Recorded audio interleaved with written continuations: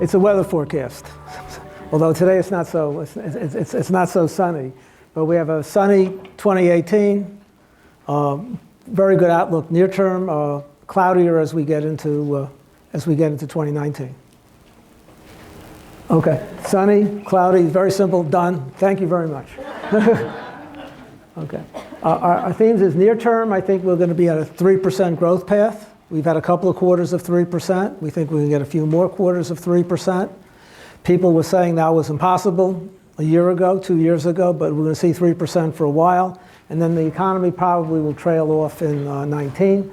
It's being propelled right now by equipment spending, and the equipment spending is going on before any kind of changes in the tax laws, which will take effect next year. Unemployment is going to go below 4%. We've been saying that for a while, but that's no longer heroic because we're at 4.1, so it's not going to take much to go to 3.9, 3.8. When we put this together, we had a 1.5 trillion tax cut. This was written up about 2 weeks ago. We didn't know how fast the bills were going to move. And we have most of the elements, well, when I get into the tax bill, we have most of the elements that Congress is discussing.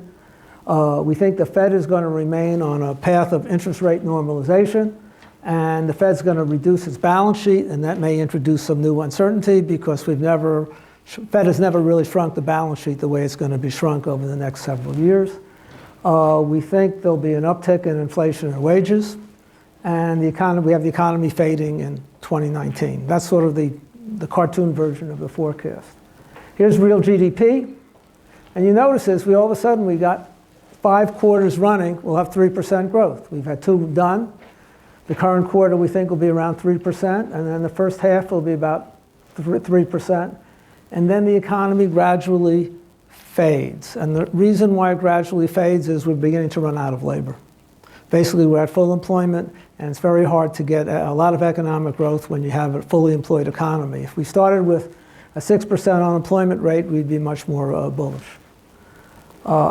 This is, and it's going to be powered by equipment spending, and we already have, even though we had some big super gains after the recession, we already have 2 quarters in the bag at 8% real growth in equipment spending. We think the current quarter will be 8%, and we'll get like 6% or so next year. If we're wrong here near term, it could be a lot higher.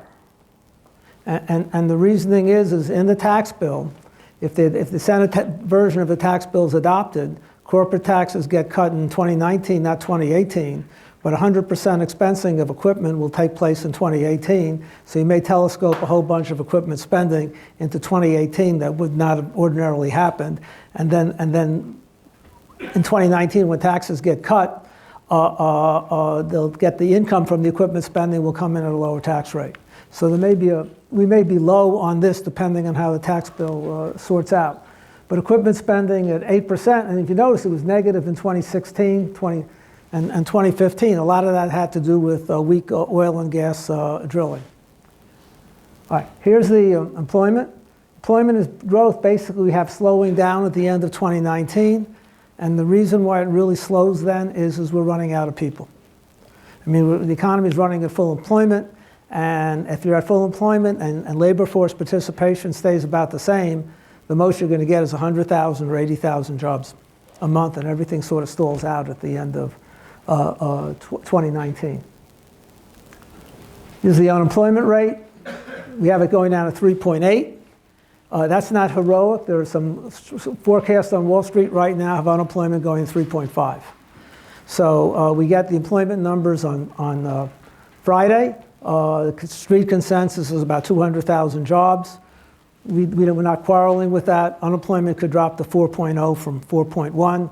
And the big issue will be how much wages go up. They were flat last month. Our guess is they'll be up 0.3 or 0.4% for November.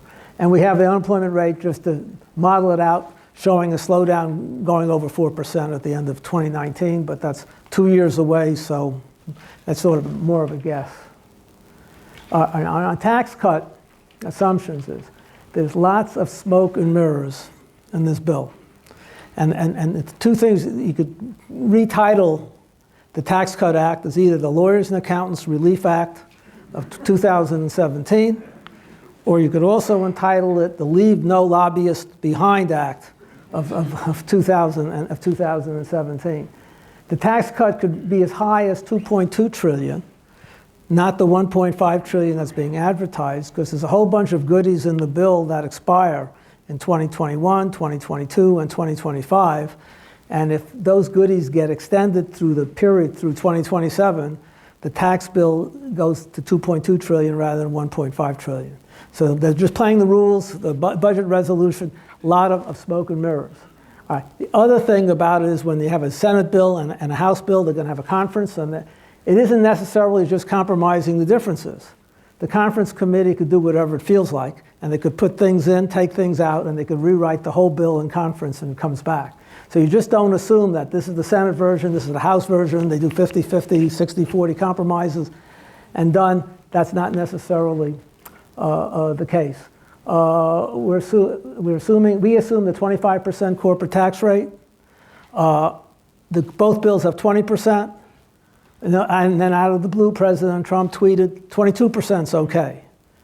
My guess is they'll probably be higher than 20% because they need some money to deal with some issues they have elsewhere in the bill. So my guess the tax rate won't be, even though both bills are 20 and 20, it's going to be 22. That's going to be the compromise for 23. They're going to compromise at 22 because they're going to need the money for other things.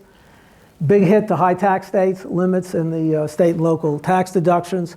Now there's a lot of discussion right now. The House bill has a $10,000 allowance for property taxes, nothing for state income taxes. The Republicans in the California delegation are now saying they want to either allow it for income tax instead of property tax, the $10,000, or combine the deduction.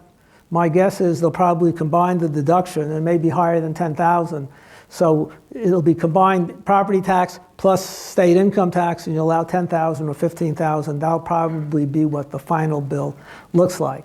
In terms of personal tax advice, is if you're not going to be able to deduct it next year, it pays to pay the property tax, all of it this year.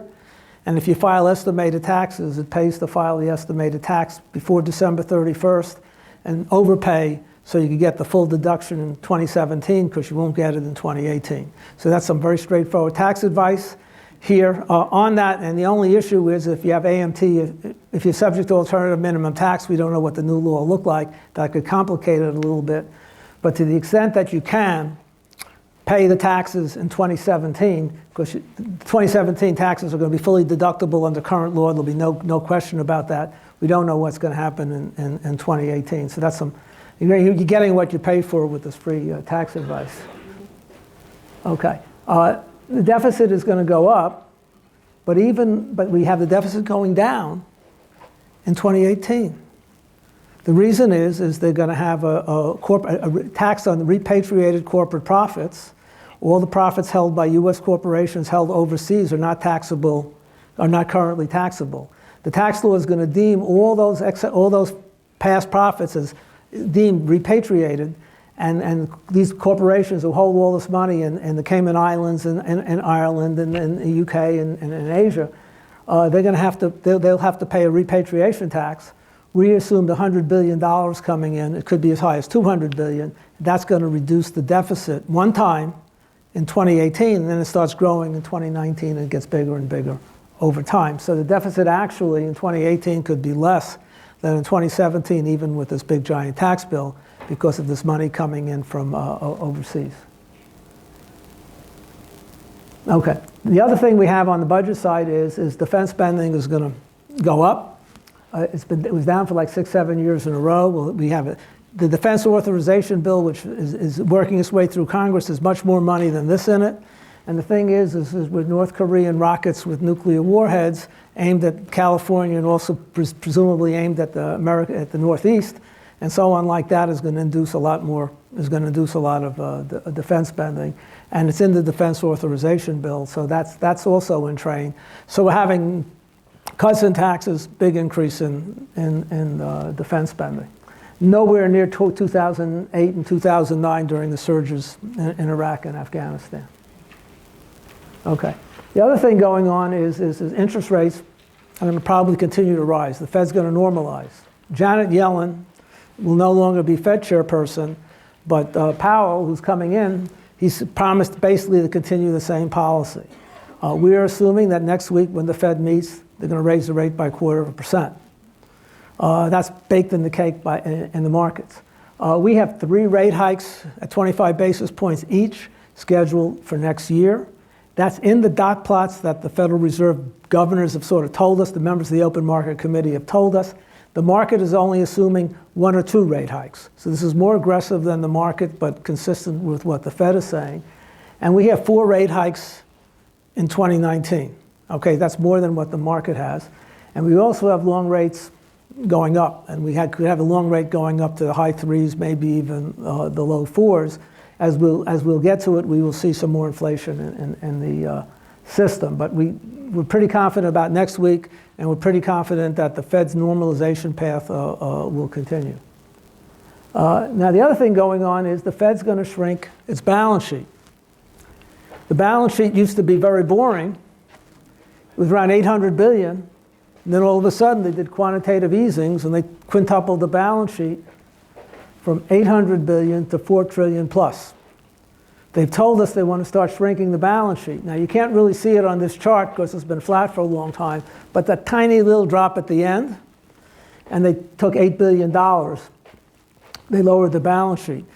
They will ultimately start lowering the balance sheet at a pace of $20 billion, $30 billion, maybe even $50 billion a month, and that balance sheet will probably shrink to somewhere around $2.8 trillion over here.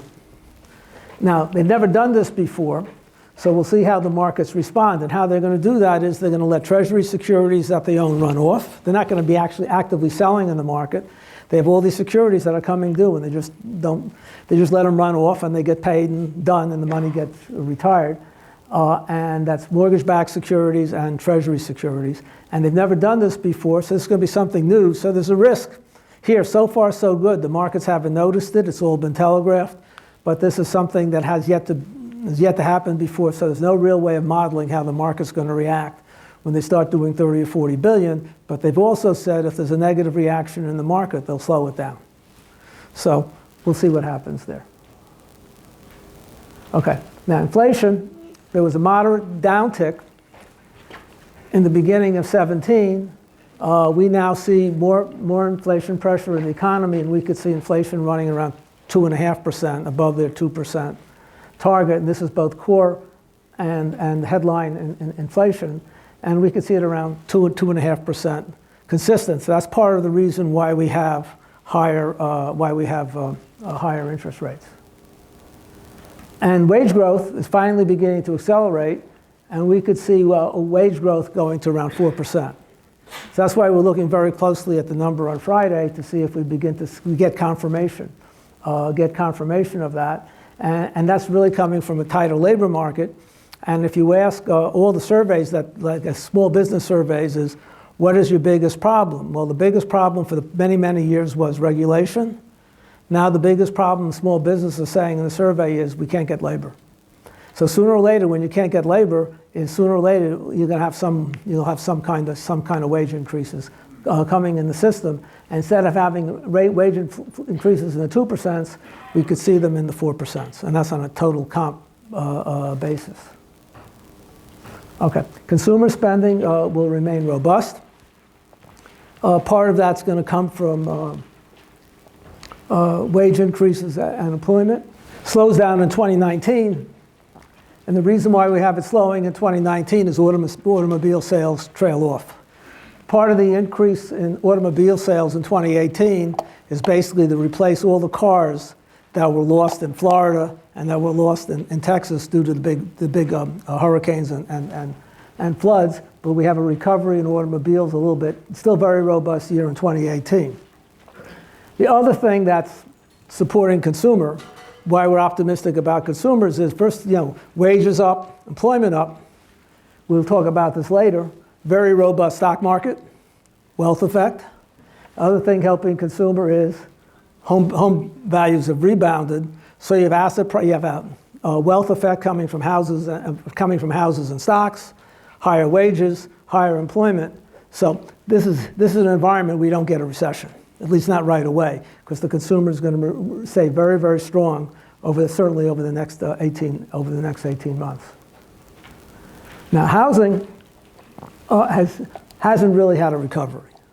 Yeah, it looks like we went from 1.4 million down to 500,000 up to close to 1.4 million, but during the boom years it was over 2 million, and long-run demographic demand for houses is 1.4 to 1.5 million housing units, and we're not even going to get back up to long-run demographic demand. Part of the reason why this recovery has been less than robust is baby boomers have not been moving, basically staying put and adding on.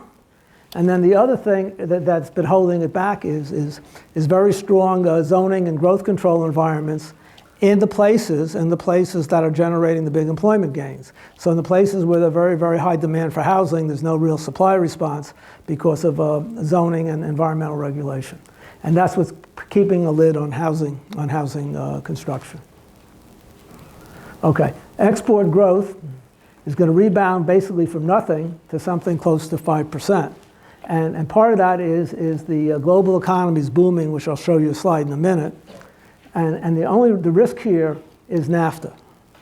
There's big trade negotiation going on right now between the US and Canada and Mexico. And the Trump administration is taking a very, very hard line. And the thing is my guess is the Canadians and the Mexicans may very well balk. So NAFTA is really a big deal. It's going to affect Southern California a lot. There's $1 trillion of gross trade between US, Canada, and Mexico. And that's not net trade, it's gross trade, because an automobile will cross the border 3 or 4 times or 5 times before you get a final car out of it. But in terms of gross trade, it's $1 trillion, and the supply chains could be totally messed up. That could make a recession if the NAFTA negotiations fall apart.